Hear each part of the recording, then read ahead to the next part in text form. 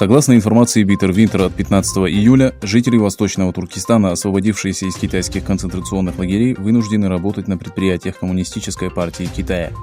В июле прошлого года один из марионеточных администраторов Коммунистической партии в уйгурском регионе Шухрат Закир сообщал, что более 90% уйгуров, содержащихся в так называемых школах перевоспитания, освобождены, получили профессию и смогут устроиться на работу. Вопреки этим заявлениям, бывшие узники лишены свободы выбора и вынуждены трудиться в различных мастерских и текстильных фабриках Коммунистической партии. Каждый их шаг строго контролируется китайским правительством. По словам одного из жителей региона, ставшего свидетелем китайского беззакония, трудовая эксплуатация является еще одной формой заключения, которая приносит Китаю колоссальную экономическую выгоду.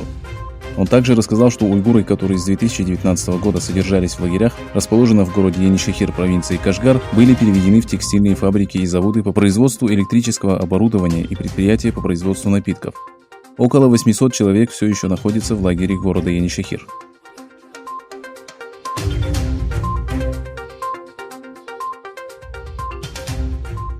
Было начато расследование в отношении женщины, подозреваемой в избиении уйгурки, с которой у нее возник спор на пирсе для паромов в одном из районов Стамбула.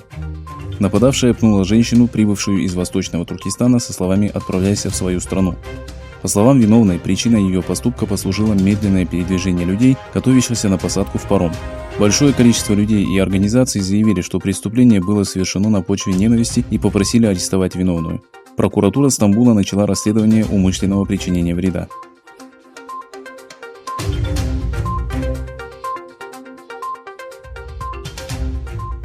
Китайское правительство заявило, что критика США в адрес Китая относительно нарушений прав человека в уйгурском регионе нанесла серьезный ущерб экономике страны.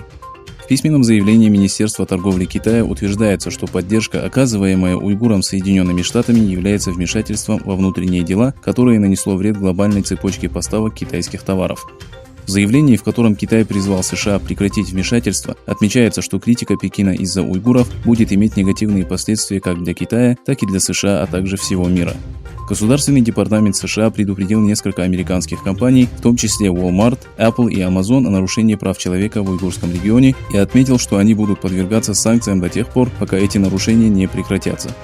В отчете Австралийского института стратегической политики говорится, что более 80 тысяч уйгуров были направлены на заводы и фабрики 83 известных брендов, включая Nike, Apple, BMW, Gap, Huawei и Dell.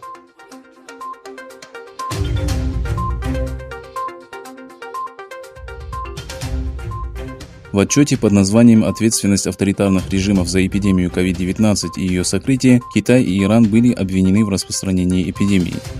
Имеются убедительные доказательства того, что режимы Китая и Ирана скрыли данные об эпидемии в ее первые дни для сохранения власти и стабильности за счет здоровья и безопасности своего народа.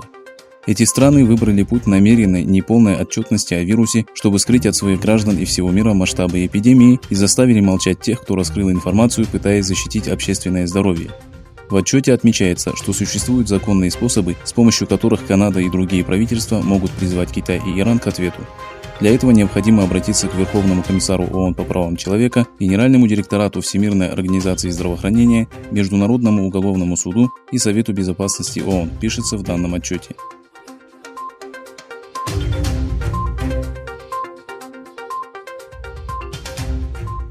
Премьер-министр Италии Джузеппе Конте заявил, что программа восстановления последствий COVID-19 и переговоры по бюджету на 2021-2027 годы были прекращены.